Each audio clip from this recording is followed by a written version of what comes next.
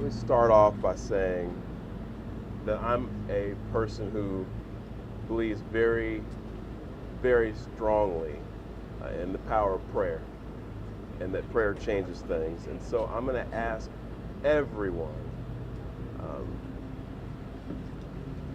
please join me in praying for the families of the folks who lost their lives today. Pray for the speedy recovery for those who are hurt and were injured in what happened today. But maybe even more to the point, we're a country and a city that needs prayer. So I'm going to ask you all to join me also in praying for this city, that we can come together at a time like this, and that we can be there for one another the way we always have in times like this, to support one another and help us all get through this very difficult time, not just in our city, but in our country. And that's why I'd ask you to pray for our nation. There's a lot going on right now in our country. A lot of it's confusing. It's a scary time. I've got children. I've got 3 young children, and I'm here to tell you that it is challenging to explain to them what's going on in our country right now. But I said before, and I'll say it again, I believe in the power of prayer to change things, and it can change the hearts of people. It can change this country. It can change the city. So please pray for everyone who's affected by today's tragedy.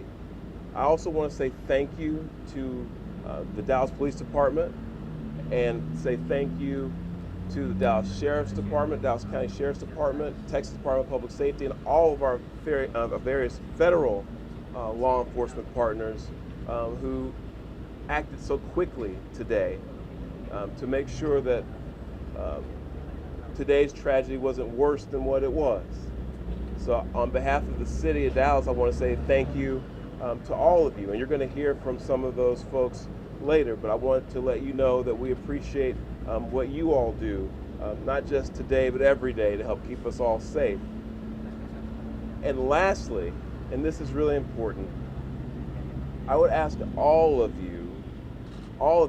the city of Dallas residents who can hear me right now, let's be patient, let's remain calm, and let's let our law enforcement partners, our police department, do their job. This is an active investigation. There's still a lot of unanswered questions, and I want to encourage all of you to exercise a little bit of restraint and allow them to do their job to help make sure this continues to be a safe city, and that they can help us figure out what happened here today. But with that, I want to say, again, thank you to all the folks who came out this morning from our law enforcement community. I'll turn it over to our police chief, Daniel Como, to speak a little bit more directly to the investigation itself. And with that, Chief Como, thank you. Thank you, Mayor. Today at approximately 6:40 a.m., we received a city officer call. We responded to the call, got to the scene, and we later learned that we had 4 individuals that were shot, 2 of them deceased, including the shooter. The DPD was able to locate the shooter, who was deceased.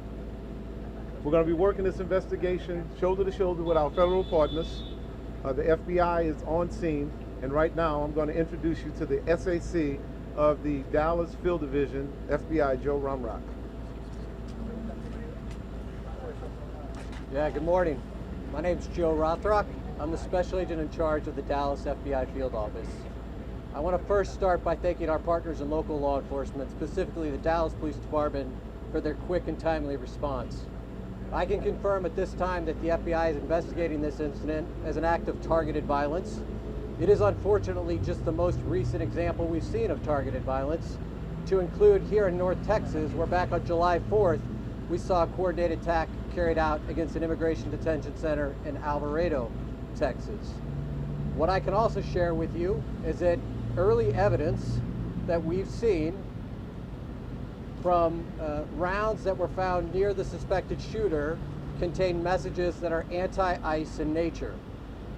Again, this is just the most recent example of this type of attack.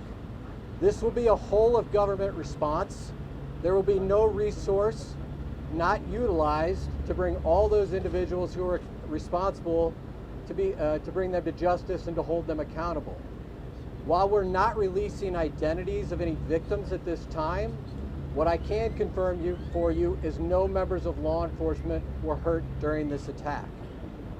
If any member of the public has information that would help the FBI's investigation, I would ask that you please report that to 1-800-CALL-FBI. Again, any piece of information will be helpful, but this will be an ongoing investigation between us, a number of federal partners, and our local partners, again, to ensure that anyone responsible is held accountable. With that, I will turn it over to my counterpart from the ICE Enforcement and Removal Office. Good morning. My name is Joshua Johnson. I'm the acting field office director for ICE Dallas.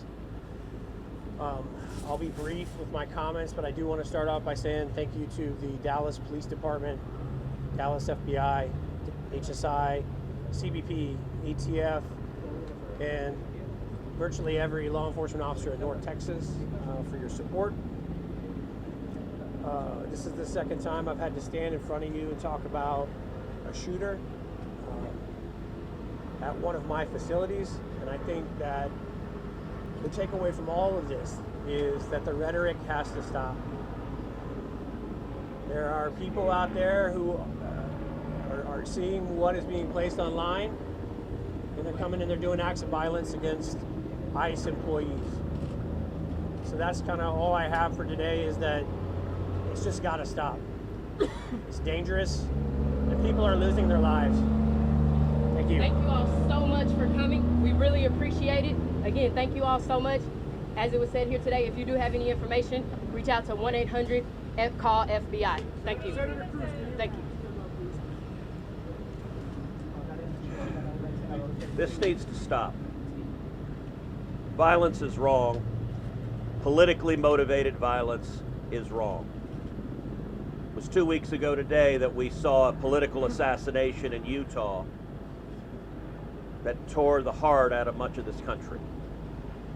This is the third shooting in Texas directed at ICE or CBP. This must stop. To every politician who is using rhetoric demonizing ICE and demonizing CBP, stop.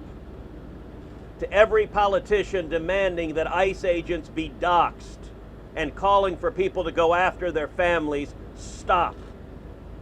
This has very real consequences. Look, in America, we disagree, that's fine, that's the democratic process. But your political opponents are not Nazis.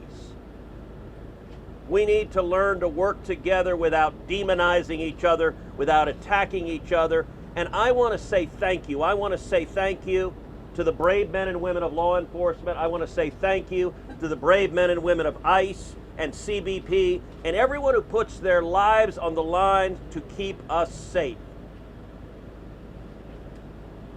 The divisive rhetoric tragically has real consequences.